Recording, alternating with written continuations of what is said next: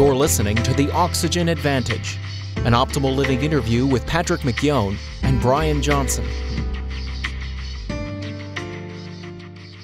Hi, this is Brian. Welcome back to the Optimize podcast. Today I'm thrilled to be chatting with Patrick McKeown, and I'm really excited about today's chat. We're going to actually have two separate interviews, one on the Oxygen Advantage, which is going to be this chat, and then we're going to talk about another one of his books called Anxiety Free. And as I was sharing with Patrick in our kind of prelude to this discussion, I change a lot of things in my life all the time. I'm constantly optimizing, so it's tough for me to say what specifically one thing may change my life in different ways. But I'm pretty sure that the practices I adopted from Patrick's Oxygen Advantage have most significantly changed my life, period.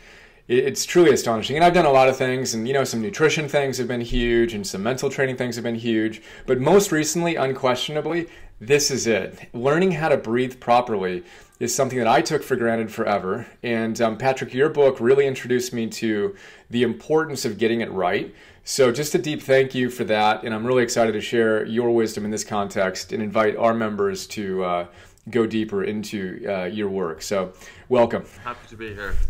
The Oxygen Advantage, simple, scientifically proven breathing techniques to help you become healthier, slimmer, faster, and fitter.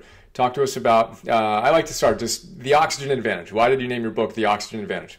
For 15 years, I've been working with children and adults. Mainly they had asthma, they had snoring, or they had anxiety. Children would come to us because their dentist had referred them, because mouth-breathing children can develop crooked teeth. So we were always working with health, and it was a few years ago somebody asked me, why don't you try and connect this with sports? And I said, how would I go about this? This was an exercise physiologist. He said, you need to show is there a connection to reducing lactic acid? And that was part of it. So we were wondering, we knew the background to it, that yes, to breathe, you can influence the amount of oxygen delivered to the cells and tissues. We knew that, but we wanted to tap into harnessing oxygen. And even though it's based also on other gases which play a role, and for example, carbon dioxide is a crucial one, but a lot of people think carbon dioxide is a waste gas.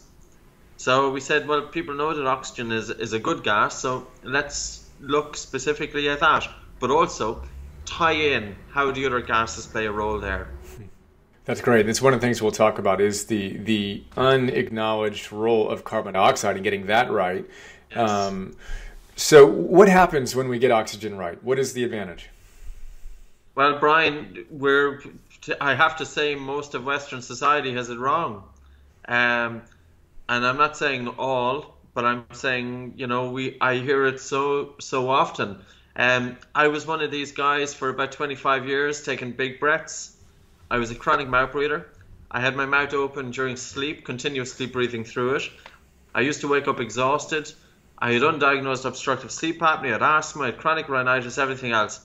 And I still thought it was beneficial to take deep breaths, to take big breaths. It's something that's absolutely endemic, throughout the Western world and even in sports. And the ironic thing is, you were talking about your little 7-week-old. Your 7-week-old baby will show us all how to breathe. And because when we were born, we were breathing two ways.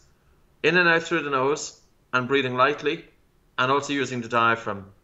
So a healthy baby, as the child grows up, we develop habits. We're sitting down at desks all day. As adults, we can be under stress, and also we can be talking a lot, and talking influences your breathing. So many factors in modern life change our breathing, but ultimately the rule with breath is a normal and good breathing during rest. It should be in and out through the nose. It should be driven by the diaphragm. It should be light, quiet, effortless, and gently paused on the exhale. And I know there's a few things I've thrown in there, but ultimately, light breathing is king. If you went for a run alongside an elite athlete, you'd notice that they're breathing, for the amount of physical exercise that they're doing, a really good athlete has got light breathing. And conversely, if you went for a walk, alongside somebody who's very unfit, and say they're carrying their suitcase, you'll notice that they're really kind of out of breath. So we're like human beings. We should be like cars in a way. How efficient are we with our breathing? And light breathing ensures optimum oxygenation. And conversely, the more air we breathe into our lungs, the less oxygen that's delivered. So the instruction to take a deep breath is correct. It means using the diaphragm. But the instruction to take a big breath is incorrect. And many people talk about take 25 big breaths in and out and, you know, super saturate your cells with oxygen. Well, I have to say it's not correct. If you take 25 big breaths in and out of your mouth, heavy breaths, it will offload CO2. And it's the loss of carbon dioxide that will actually reduce the amount of oxygen delivered to the cells. And that's why people feel lightheaded when they take big breaths. And the other thing is, you know, if we're sleeping with our mouth open, as I was, we're taking heavy big breaths all night. Heavy breathing, probably snoring, possibly holding our breath, or stopping breathing, and we're waking up very tired. So here's a situation of big breathing, but we wake up exhausted. And when we switch to the nose, and when we understand the roles that the nose plays in the human body, once we understand that, like, and I was giving a podcast to this yoga expert just 3-4 weeks ago, and he had a community of yoga people, and I was saying, like, I said, it's great that yoga is talking about breathing, but if we are to talk about breathing, we need to understand the basic physiology of what's involved. You know, because when we understand what's involved, then we know why we should be breathing in one way as opposed to why we should be breathing in another way. And it's simple stuff. It's been around for a long time, no secrets to it, but I suppose it is a secret in one way because most people don't know about it. Well, let's go there. There's so many things in what you just said that we can talk about, and we will talk about many of them. Talk to us about the basic physiology. Basic physiology is when we breathe, oxygen passes into the lungs. It passes from the lungs into the blood, and in the blood, oxygen is carried by a protein called hemoglobin. And when hemoglobin is carrying oxygen, but the catalyst for the release of oxygen from the hemoglobin is increased temperature and increased carbon dioxide. So if we do physical exercise, our body gets warmer, temperature increases, and our cells produce additional carbon dioxide. And that environment is perfect to encourage oxygen to be released from the red blood cells to the cells. It's no good just having oxygen in the blood. We need to get oxygen to be delivered from the blood to the cells, because it's when it's delivered, it can be used by the body to power the functions of the organism. But if we breathe too hard, we get rid of carbon dioxide, too much of it. So it is true, we do breathe to get rid of excess carbon dioxide. But the role here is don't get rid of too much of it. If you get rid of too much of it, not enough oxygen is going to be released from the red blood cells to the cells. So in order for oxygen to be released, we need a normal amount of CO2. And what determines blood CO2 is our breathing. So basically through our breath, it regulates the amount of CO2 in the blood. When our breathing is normal and light, we have optimum levels of CO2, and that ensures optimum oxygenation. So that's one aspect of it. So that totally turns on its head the whole instruction of taking the big breath. The second is nitric oxide. And nitric oxide is a wonderful gas throughout the body. The journal Science in 1992 said it was molecule of the year, that it unites all the major disciplines of medicine. It plays quite a few roles in the human body, and the nose, the paranasal sinuses, are quite a source for nitric oxide. So basically, nitric oxide is released from the paranasal sinuses into the nasal cavity. And when we breathe through our nose, we carry this nitric oxide into our lungs. Nitric oxide opens up the airways. It's a natural bronchodilator. Nitric oxide also sterilizes the incoming air. And nitric oxide improves what's called ventilation perfusion. So in essence, because we sit upright or we stand upright, if we were to look at the lungs, the concentration of blood is generally in the lower parts of the lungs. But if we're breathing with our mouth, we breathe generally into the upper part. So the greatest concentration of blood is in the lower lobes. But if we're using our upper chest or breathing through the mouth, we're breathing into the upper. When we breathe through our nose, we automatically start activating the diaphragm, which is our main breathing muscle. So nose breathing brings the air naturally deep into the lungs. And mouth breathing brings the air naturally into the chest. If any of your listeners, all they have to do is look down at their body, take a breath through the mouth, and see, is it the chest or is it the diaphragm that moves? So nose breathing activates the diaphragm, but nitric oxide, when you breathe through your nose, you pick up nitric oxide. If I have my model around, I'll show it to you. I have it somewhere, but God only knows where it is. So if you carry nitric oxide into your lungs, nitric oxide brings the blood from the lower lobes to the upper. So here you have a better gas exchange taking place. In a nutshell, nose breathing is responsible for a 5 to 15% improvement in arterial oxygen uptake in comparison to mouth breathing. Nose breathers, better oxygen uptake and better oxygen delivery than mouth breathers. And how many children are mouth breathing? 50%. So we have a car crash waiting to happen here. There's a few really important things that we need to look at. The nose is responsible for 30 functions in the human body. That was by a Dr. Morris Cottle, an ENT surgeon. In the 1970s he stated that. But a few things. Forward head posture is influenced by whether the mouth is open or closed. The development of the face and the development of the airway as a child. If the mouth is open, as mine was, the jaws are set back. When the jaws are set back, the airway is smaller. When the mouth is open, the palate is high. And when the palate is high, it infringes on the nasal cavity, so it's more difficult to breathe. So 60% of the face is formed by the age of 4 years of age, and 90% of the growing face is formed by 12 years of age. 50% of children are habitually mouth breathing. Nobody is telling these kids any different because the awareness isn't out there. And yet we know that this is going to influence these kids' health for the rest of their lives. In adults, increased gum disease, increased dental cavities, and increased bad breath. Sleep disorder breathing and anxiety. And that I will tie it all in with mouth breathing. And also, how you breathe during rest will also influence how you breathe during physical exercise. If you have an individual going around with the mouth open and breathing hard during rest, they're also going to have excessive breathlessness during physical exercise. We want our breathing light during rest, and that will translate into light breathing during exercise. So yeah, the optimal way to breathe, through the nose, lightly, and using the diaphragm. Can you talk to us a little bit more about those 50% of the kids and of course X% of the adults who are breathing through their mouth? What do we do about that? I think we really need a shift of awareness. I've got no statistics for the amount of children in the United States.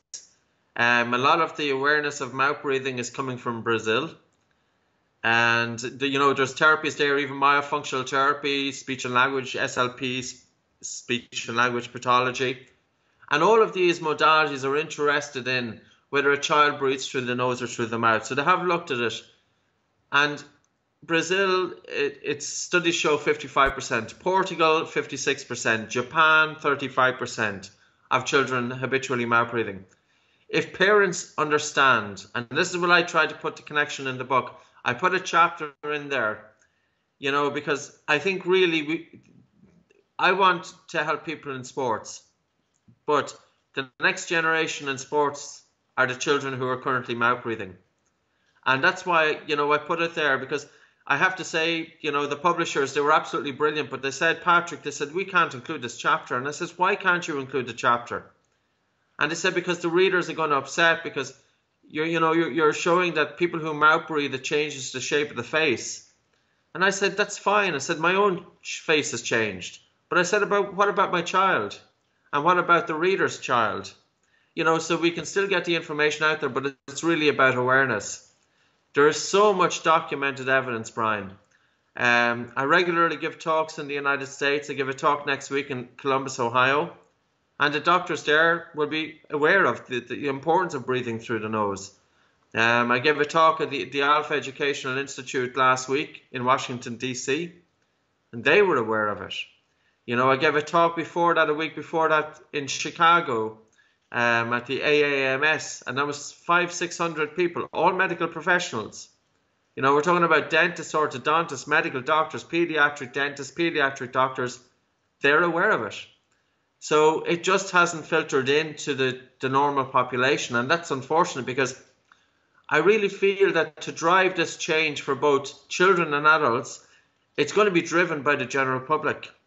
But we need to get it out there, and that's why I'm always delighted, you know, to chat with yourself, you know, because I think it's a great forum.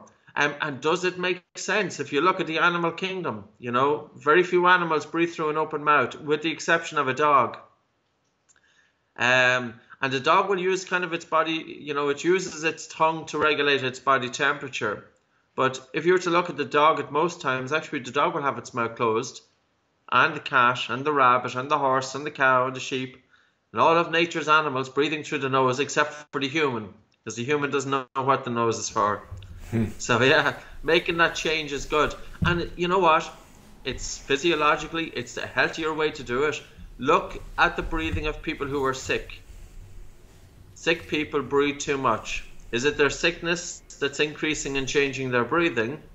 Or is it the increased breathing that's influencing their sickness? And you know, a good way to look at breathing is, how do we breathe when we get stressed? I always ask clients coming in, I say, you know, how do you breathe when you get stressed? Do you breathe faster or do you breathe slower? They'll say, well, I breathe faster. And I said, do you sigh more or do you sigh less? I sigh more when I'm stressed. And do you breathe using your upper chest or your diaphragm when you're stressed? It's upper chest. Do you have more noticeable breathing when you're stressed? People say yes. They get it. When we're stressed, we breathe more. And when we breathe more, the amount of blood flow that's feeding the brain reduces, and in some people it reduces by up to 50%. So the carotid arteries, which are the main arteries feeding the brain, they constrict. And that's why people feel lightheaded if they breathe too much.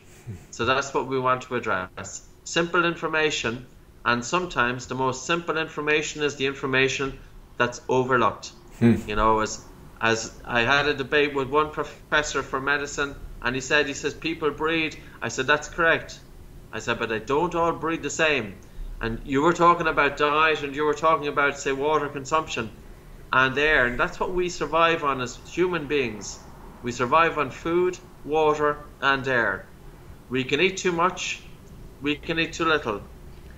We can drink too little water. We get dehydrated. But we can also drink too much water. And that is a problem in the sports industry. Professor Timothy Noakes, who wrote a great book called The Lure of Running, he's well recognized. He's also written a book called Waterlogged, because the sports industry drink is kind of cultivating all of these athletes to drink as many, you know, fluids as possible, but it's problematic, and unfortunately it is causing some fatalities. So my point here is, we need a certain amount of food every day, we need a certain amount of water every day. How much air should we breathe? That's the key. You know, so breathing, if you were to look at the importance of a function in the human body, the importance is determined by how soon the organism perishes when we switch it off. And with food we can last without weeks, water for days, and breathing for just a few minutes. It must meet certain defined parameters, and that's what it's going back to. So yeah, it's interesting. Very practically for me, just to start thinking about, well, what can people do differently? I was just sold by what you just said, which you obviously discuss in more detail in the book. Again, highly recommend the book. Everyone listening, for you and your families, I immediately switched to nose breathing and just becoming aware of how often I slipped into mouth breathing. And then when I was training, Dr. Mercola talks about you in his book, Effortless Healing, and actually wrote the foreword, I believe, to your book, if I remember correctly. Yes. And so I read both those books around the same time, and then started training while breathing through my nose, which obviously when you start doing something like that, that's new, it was rather challenging. But again, I was convinced, and I experienced what you said, which is, look, the whole dynamic is going to change, where after that brief period of discomfort and just learning a new skill, everything will become easier. The training will become easier. The recovery will become easier. And I've seen that. Even as we said in the beginning, or in our prelude, my high-intensity workouts are now done exclusively through my nose. First few times I tried that, it was horrible. But now it's the speed with which I can recover by not allowing the over-breathing through the mouth is astonishing to me. But then I think perhaps the most important thing I did, which you talk about in the book, is putting a piece of tape over my mouth, surgical tape over my mouth at night. And I jokingly, whenever I share this, I always say it might be the most impactful and absurd thing I've ever done, but it works. And just this, having this tape over my mouth. Yes. Again, I'm not sure which of those variables. I'm sure it was all influenced, most impacted, but it's been huge for me. Tell us about anything that particularly jumped out at you that you think is relevant to explore in more detail. And then specifically, I definitely want to hear your recommendations around the tape over the mouth at night and why that's such an impactful thing to do. Okay. When you first switch from mouth to nose breathing, it's a little bit of a challenge. Sometimes people will have rhinitis. They have their noses partially blocked. Other people may be more fully blocked. You can open up the nose by simply holding the breath. And say, for instance, once the female isn't pregnant or once you don't have any serious kind of medical conditions, very safe exercise to do. You take a gentle, soft breath in through your nose, a gentle, soft breath out through your nose. You pinch your nose with your fingers, and you can just gently nod your head, holding your breath for as long as you can. And for your listeners to continue holding their breath until they feel a medium to strong air hunger, and then to let go, resume breathing through their nose, calm their breathing, wait a minute, do it again, wait a minute, do it again, do it 5 or 6 times. The nose will start opening. When we hold the breath, nitric oxide pools inside the nasal cavity, and it may be nitric oxide that's opening up or reducing the inflammation in the nose. It may also be carbon dioxide, it may be heat. We don't know for sure, but we know it works. Your breathing will influence the intensity at how you can go with physical exercise. So we have a BOLT score, which is the length of time that one can comfortably hold the breath for. The shorter their BOLT, the more breathless they get with physical exercise. So the purpose is for the individual to practice the exercises, and as they do so, their BOLT score increases. And as their BOLT score increases, it's easier to maintain nasal breathing. Now, some people will have an advantage to nasal breathing than others. Because I have the structures, my nasal cavity is quite small, my nostrils are pinched. I would have a slight disadvantage because I don't have the space sufficiently to breathe in and out through it. I can, of course, and I can do physical exercise, of course, with my mouth closed. I do all my physical exercise with the mouth closed. But you will have other athletes with really good facial structures, and they can do it easier. It is tougher at the start because you're adding an extra load, but that's the key. Because you're improving the respiratory muscle strength because you are adding an extra load to it, but you're also improving body oxygenation because you're harnessing nitric oxide. And the taping at the night of the mouth at night, that's a small paper tape that we introduced 15 years ago to our own clients, and we found it made a huge, huge difference. Now, we have to state, we don't use it if the people have tummy complaints or if they've been drinking alcohol. We also ask them to put a fold over each side so they can take it off easy. And it doesn't matter whether people use the tape or not. The key is we have to get the mouth closed. So if the mouth is closed during sleep, sleep is deeper. So I started taping up about 20 years ago and I haven't stopped it since. I still tape. Now, if I fell asleep somewhere on a plane, for example, my mouth is closed. But the tape actually becomes a crutch that you put a small piece of tape in the mouth and instantly there's a connection there for sleep time. So taping has been huge, and breathing through the nose has been huge. And, even my own energy levels, breathing through the mouth versus breathing through the nose, no comparison. No comparison. So I think it's a combination of things. I think a lot of people will get, not everybody will get results. Some people feel that they wake up very alert anyway, so they're not going to probably find all that much by getting the mouth closed. Now, it's better. You're still better off. But for some people, for I'd say 60% of people, maybe 70%, once they get the mouth closed at night, their sleep there's no comparison. So the rule of thumb is anybody who's waking up with a dry mouth in the morning and also waking up tired, you need to get your mouth closed. Breathe through your nose. Amazing. We talked about sports and working with athletes. Yes. Talk to us about that. Yeah, it's been tremendous. It's opened up the field of breathing to an entirely very motivated, and also where we can show different benefits. So I spent 4 years looking through what effect does do the breathing exercise have on the individual, putting the connection together, doing breath holding to improve aerobic performance. You hold your breath. We simulate high altitude training. We use pulse oximetry with all our athletes. So basically we use a little non-pulse oximeter, and we show that with the exercises that we can simulate high altitude training. You simulate high altitude training if you can lower the SpO2 below 95%. We would expect with the exercise to get them into the 80s. When you go hypoxic, which is lack of oxygen, your body will make adaptations. And one adaptation there is that your spleen contracts to synthesize, your spleen contracts to release more red blood cells into circulation. And the kidneys become hypoxic and the liver to a lesser extent. And they synthesize a hormone called EPO. And EPO is quite infamous with some cyclists who are doing the Tour de France.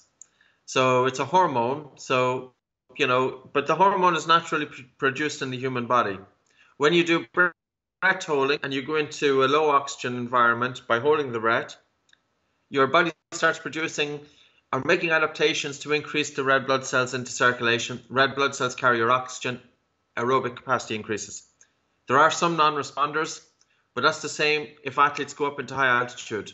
Not all athletes will get the improvements to the red blood cells from high altitude. And what we do is going to be the same. The second aspect is delaying the onset of lactic acid and fatigue. We deliberately drive the body into a hypoxic state, where it's hypoxic, hypercapnic, low oxygen, high carbon dioxide. We're subjecting the body to increased hydrogen ions, a lot of hydrogen ions, making the blood very acidic. And by doing that, the buffering capacity of the body has to improve. During a sprint, the oxygen saturation may drop from, say, 98% down to 93%. Well, when we're doing our work with the sprinters, we're dropping it from 98% down to 85%. So we're completely disturbing the blood acid-base balance. So the body makes adaptations, buffering capacity increases, and that delays the onset of lactic acid and fatigue. We also add an extra load onto the breathing muscles to improve respiratory muscle strength. The diaphragm can become fatigued, both during endurance and also during high intensity. And if the diaphragm gets tired, which is your main breathing muscle, if that gets tired, it steals blood from the legs. So if there's blood being stolen from the legs to feed the diaphragm, and now the legs are in trouble. So the legs go jelly. So if you improve the strength of the diaphragm and the intercostals, you're delaying, or at least you're able to push your body harder to the point that there's an onset of diaphragmatic fatigue. Another aspect is people with asthma. So just even your normal individual with asthma, that historically was my main work. And I've been involved with four clinical trials with asthma, including one with rhinitis. And we've seen very, very good results. We've 16 clinical trials in total. So you'll have many athletes who are subject to exercise-induced asthma. Could be 10%, maybe even more, depending on whatever sports. We can have that. Snoring, big problem. Athletes who don't have the energy levels mentally, so we help with that with getting a deeper sleep. Concentration levels, following the breath is very good for training the brain. Because nowadays, Brian, we're looking at Facebook, we're in and out of social media, we're distracted by our emails, our phone is buzzing, there's text messages coming in, everything is taking our attention, and the brain is getting distracted. And the brain is getting distracted to the point that it can only hold its attention then on something for a short period of time. So you could say it's attention deficit.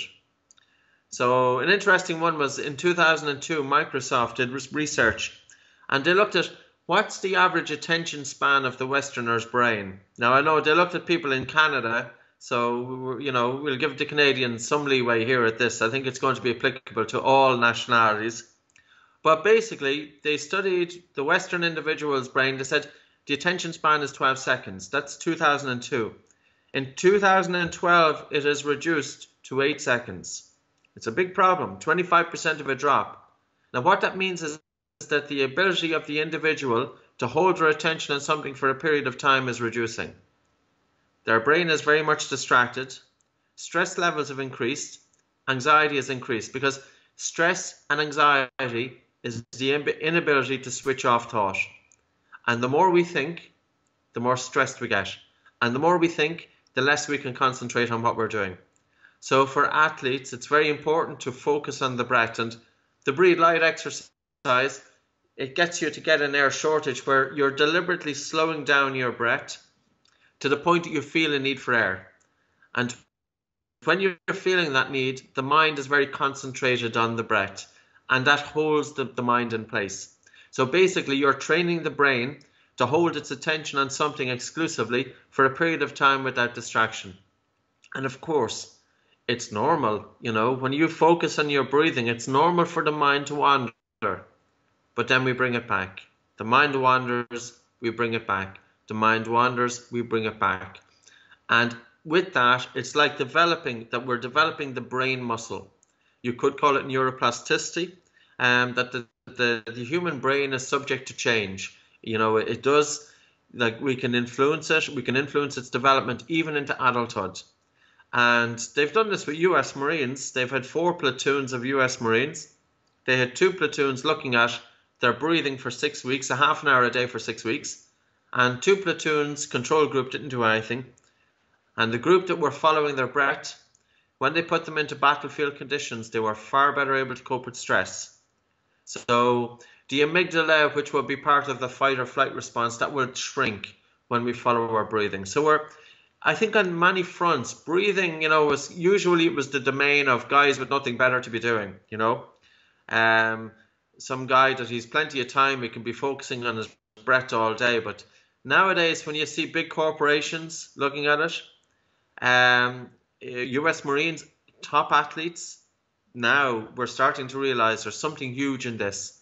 In terms of many different facets, not just in training the brain, improving concentration, improving sleep, reducing asthma, improving respiratory muscle strength, improving aerobic capacity and improving anaerobic capacity. So there's a lot going on with a number of different exercises.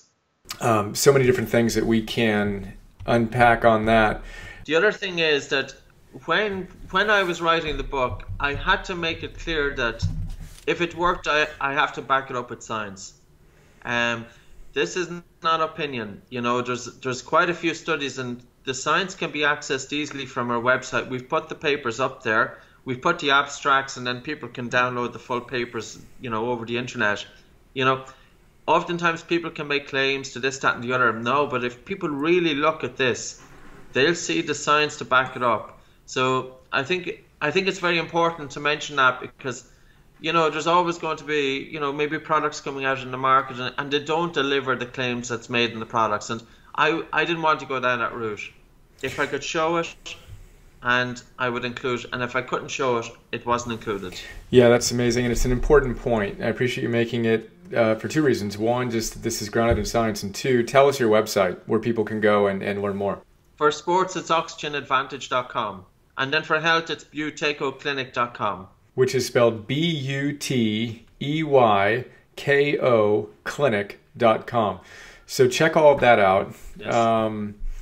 This is so good. I so appreciate you and your passionate wisdom. I'm wondering if we want to, we'll pause and we'll do anxiety-free separately. I was thinking we could continue, but I think it'd be helpful to separate the two.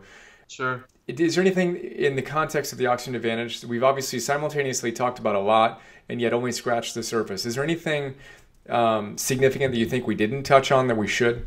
I think people should really kind of start just observing their breathing. Pay attention to whether you're getting breathless easy. For example, are you breathing through your mouth? Do you wake up with a dry mouth in the morning? How does your child breathe? And on that then, I did a TED talk, if people, they might find that interesting, and I've given a couple of exercises on it. Practice the exercises. So the whole goal in the TED talk was, can you change your breathing and improve your body temperature in 3 minutes? So that was the exercise. The whole goal was, can you, by slowing down your breath, influence your blood circulation? We've got 100,000 miles of blood vessels in the human body. And when you really slow down your breathing, the blood vessels open up.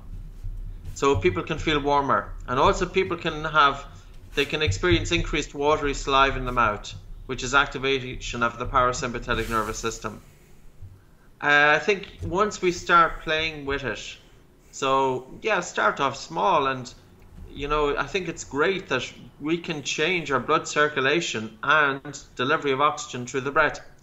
Go on to Google, look at Bohr effect, B-O-H-R effect, and that describes how oxygen is released from the red blood cells to the cells. Carbon dioxide increases, pH drops, and oxygen is released. And all of that stuff is available. That effect was discovered back in 1904 by Christian Bohr. But yet we often hear about breathe in oxygen and get rid of as much carbon dioxide as possible. Well, it's like this.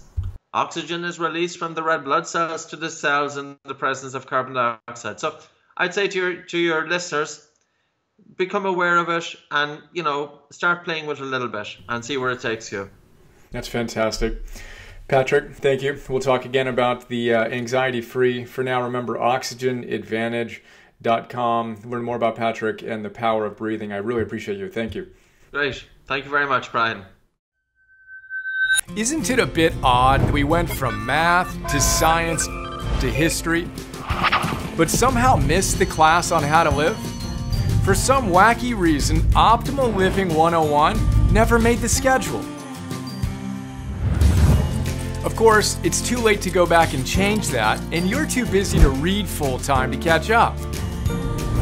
Yet, if you're like us, you're all about optimizing your life and actualizing your potential. So imagine this. Imagine having someone read the best books on optimal living and pulling out the big ideas that can truly change your life. Those sections you asterisk and underline and mark all up. Then imagine that guy, me, connecting those ideas to other great books and helping you apply them to your life today. Well, that's what I do with something we call Philosopher's Notes, where I break down each great book into a simple 6-page PDF, 20-minute MP3, and 10-minute Philosopher's Notes TV episode. Then imagine me taking the absolute best big ideas from those great books and sharing them with you in fun, inspiring, super practical Optimal Living 101 classes. On stuff like Purpose 101, Confidence 101, Business 101, Meditation 101, that sort of thing. You got a personal trainer? I'm kind of like your personal philosopher. Ancient wisdom plus modern science plus common sense plus virtue plus mastery plus fun. That's what our Optimize membership program is all about. We'd love to have you join us. Check us out at brianjohnson.me/join.